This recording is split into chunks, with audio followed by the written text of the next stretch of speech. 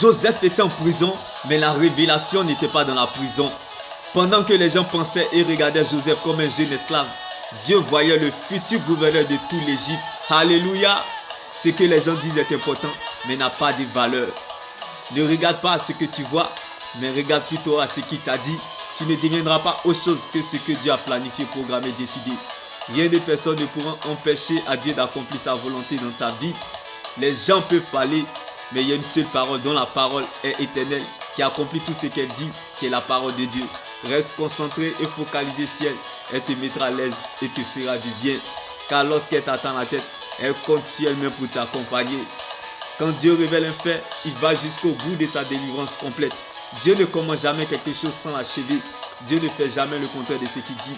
Même si la prophétie commence par le contraire de son accomplissement, sache que la parole de Dieu, c'est la seule prophétie qui ne rate jamais son but. Rien ni personne ne pourront empêcher à Dieu d'accomplir sa volonté dans ta vie. Ce n'est pas les circonstances qui déterminent ce que tu deviens, mais plutôt ton attitude.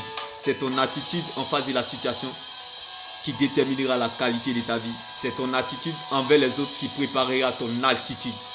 Alléluia. Dieu me bénit. Et n'oublie surtout pas que la réalité n'est pas la vérité, mais la vérité est la réalité qui est la parole de Dieu. La parole de Dieu finit toujours par remettre chacun dans le couloir de sa destinée. C'est la seule terre solide sur laquelle nous pouvons nous tenir. Parfois, nous n'avons aucune idée de l'endroit où la parole de Dieu nous mène, mais nous la laissons faire. Probablement, elle connaît la route mieux que nous. Dieu me bénit. Shalom.